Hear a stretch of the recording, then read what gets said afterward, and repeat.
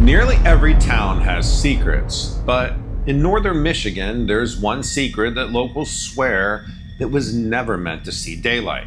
It begins on a lonely stretch of US Route 131, just outside of Cadillac.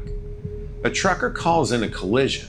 He thinks he hits a deer, but when the officers arrive, the animal isn't lying on the road. It's standing in the ditch, watching them. They never put that report in the official blotter. According to alleged sources, the paperwork disappeared, and what the witnesses described didn't match any bear or cougar on record.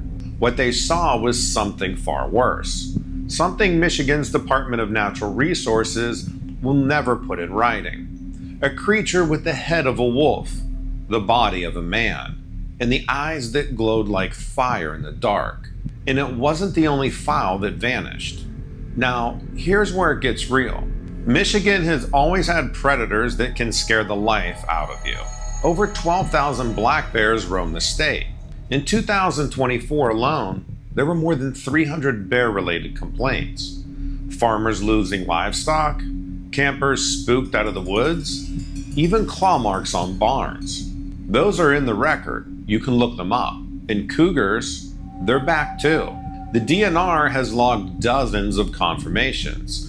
Photos, tracks, trail cams. In 2022, they added multiple sightings to their official files. And just this year, biologists confirmed the first cougar cubs born in Michigan in over a century. That's real. That's fact. So when people call in animal complaints, there's usually a clear explanation. A bear, a cat, a wolf. All dangerous, all possible, but not this. Here's the part that chills me. Alleged sealed police calls in Osceola County from the late 80s and early 90s. One described a wolf on two legs pacing a barnyard.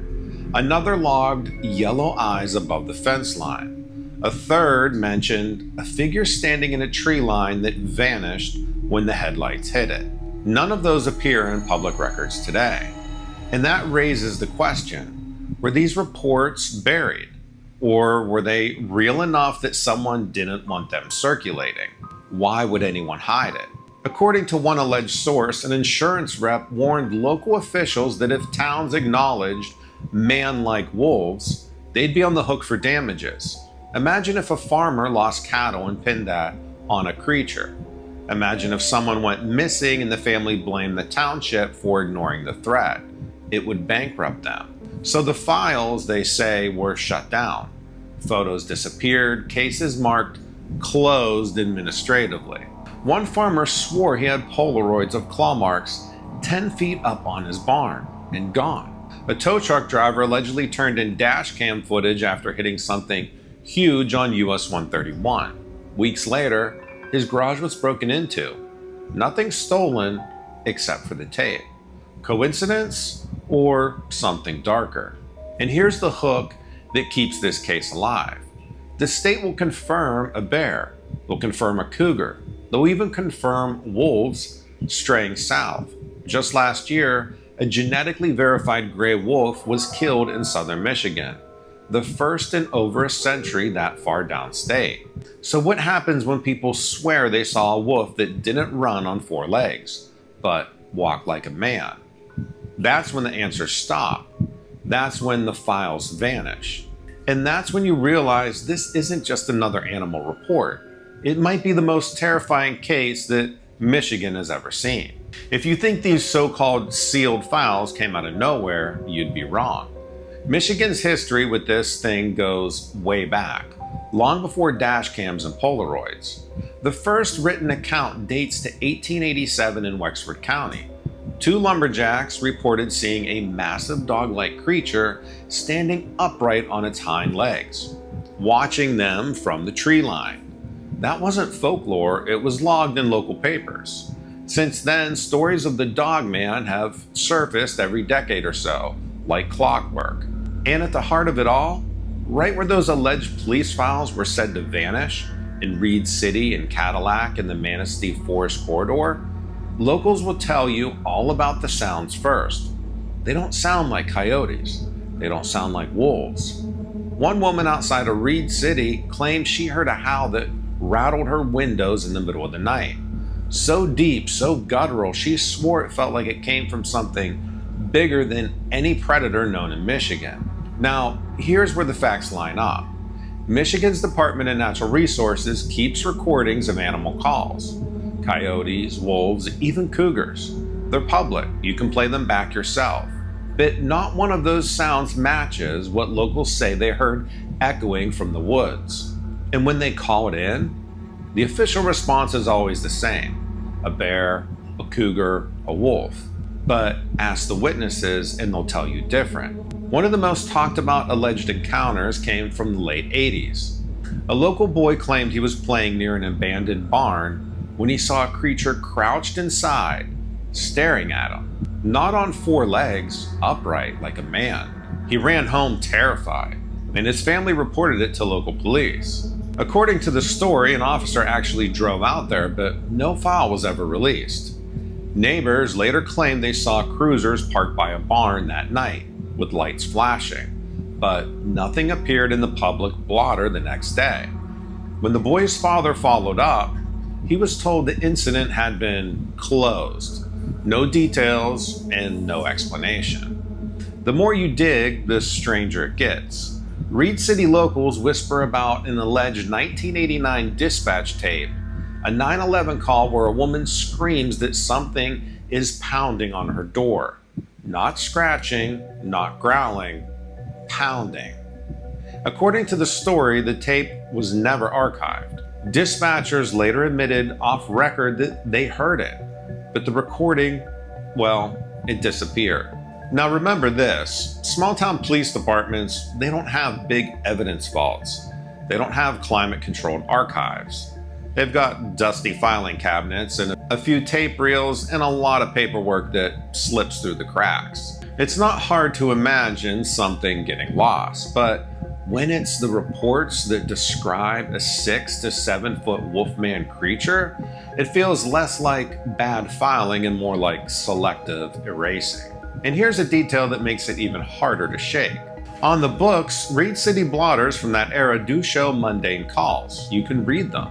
Suspicious vehicle on Elm Street, chicken coop damaged by animal. Officers unable to locate source of noise. Those are public. But the allegation is that the strange calls, the ones about claw marks on barn doors, or the yellow eyes staring over fences, were marked differently, classified as administratively closed. That's not a term most people see, but it's a real one. It basically means we don't want to pursue this further, and we don't want the public asking why. And it's not just the police. Hunters in the area claim they've stumbled on things they'll never forget. One man swore he found a deer carcass ripped in half. Not eaten, not scavenged, ripped. He brought it up at a local DNR office and they told him it was probably a bear. But he insisted no bear leaves a kill like that. Another hunter allegedly tracked huge paw prints through the snow near the Manistee River. What unsettled him wasn't the size. It was the spacing. Prints more than 3 feet apart, as if whatever left them was walking upright. He never turned in the photos, at least none that anyone has seen. He said that he burned the roll of film, claimed he didn't want anyone thinking he was crazy. So, what do we make of all this? On one hand, the facts are clear. Michigan has bears, cougars, and even wolves have confirmed 100 miles outside their expected range. All of that is official, and all of that is real. But then you add in the alleged sealed police calls, the missing tapes, the unexplained hows, the locals who still won't talk about what they saw. And suddenly you realize this isn't just another backwoods legend, a case with multiple witnesses who never got closure. It may be, just maybe, a case that someone in Michigan law enforcement wanted buried. By now you're probably wondering if this is all true. Where are the witnesses? Where are the files? Where's the proof? That's the thing. The stories are there, but the evidence? It always seems to vanish. Take the farmer outside of Reed City. According to his family, he called the police after something clawed at his barn door in the middle of the night. not a raccoon, not a bear. The gouges were 10 feet off the ground. He claimed to have Polaroids, real photos. But when he asked about the case weeks later, he was told it was closed administratively. No record, no photos, no follow-up.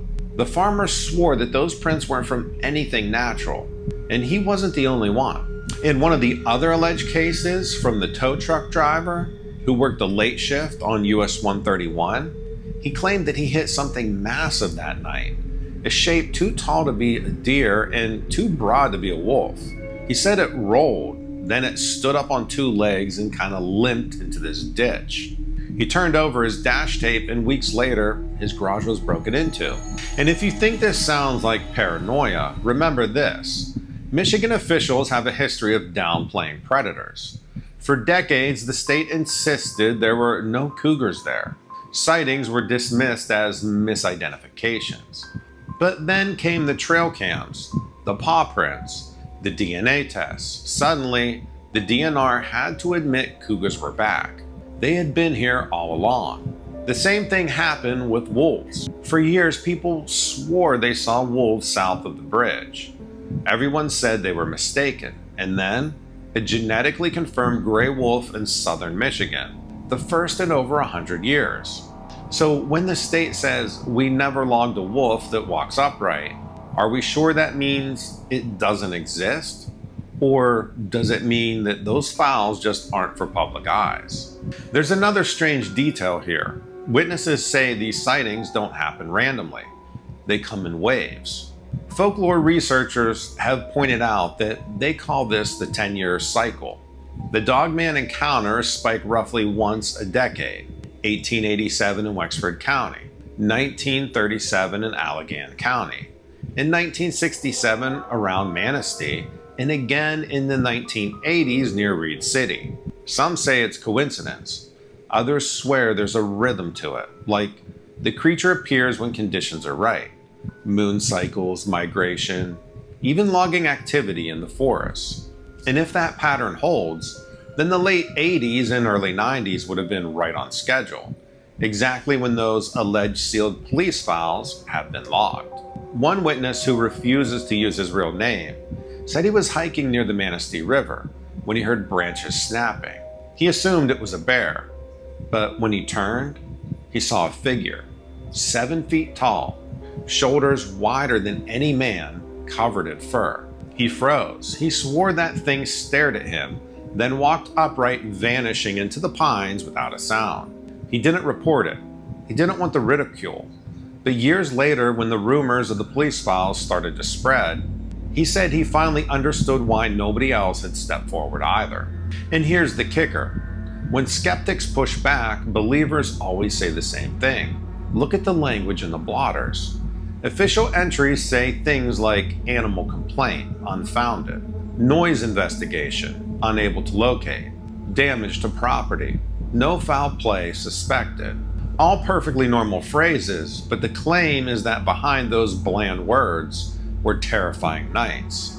Officers who allegedly came face to face with something they couldn't explain. And instead of writing Wolfman, they wrote animal complaint. So we're left with two choices.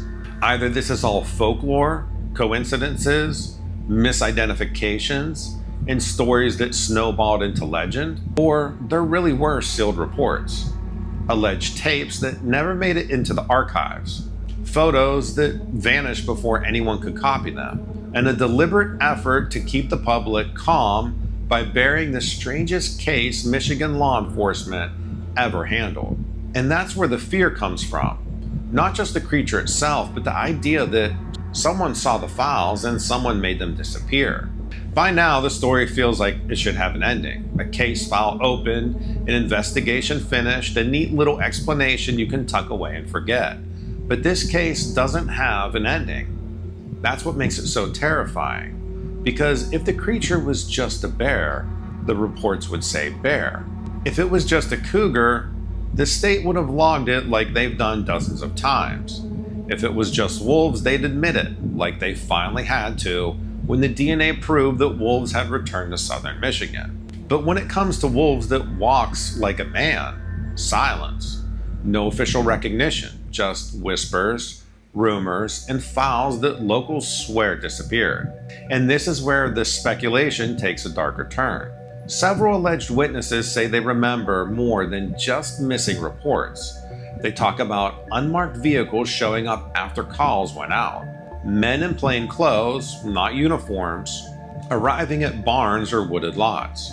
No names given, no badges shown, just quick inspections, quick conversations with officers, and then silence.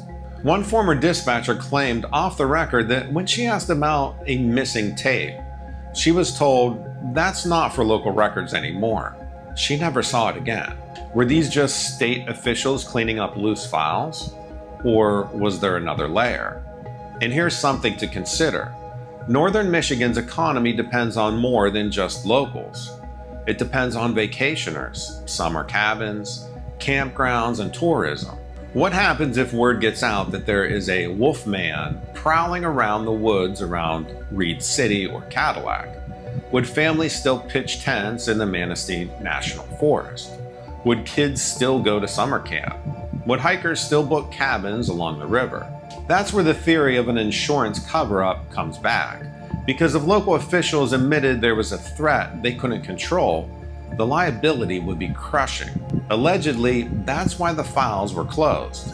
Not because the creature didn't exist, but because acknowledging it would destroy everything the town depended on.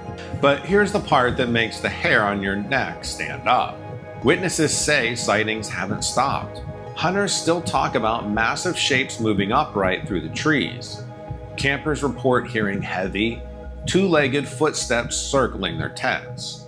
Drivers on back roads glimpsed eyes glowing above the beams of their headlights. And when they call it in, the answer never changes. Bear, cougar, wolf, case closed.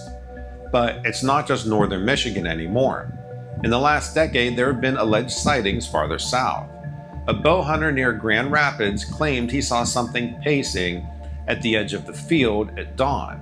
A family in Clare County reported a giant wolf standing upright in their yard, watching them through their kitchen window. None of those reports appear in official records. So is it spreading, or have people finally stopped staying quiet? And here's where the folklore and fact collide.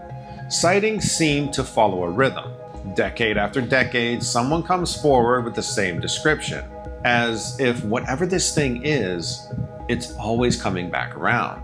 So if those alleged police files from the late 80s were real, that would mean Michigan is right on schedule.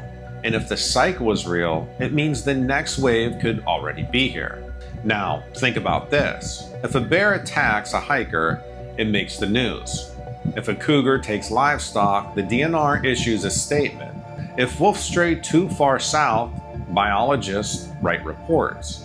But if something walks on two legs, stares through windows, and leaves claw marks 10 feet up on a barn door, there is no press release for that.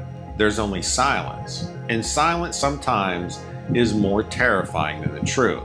So maybe this case never closed. Maybe it was never meant to be solved. Because the only thing scarier than a creature hiding in the woods is the possibility that people in charge already know it's there, and that they've decided you don't need to know. That's why locals still whisper about reports that vanished, the tapes that never made it into the archives, and the Polaroids that seem to have disappeared. Because if even one of those files existed, we're talking about a real predator hidden in plain sight. And if that's true, then this isn't just a story. It's the most terrifying case that Michigan has ever seen.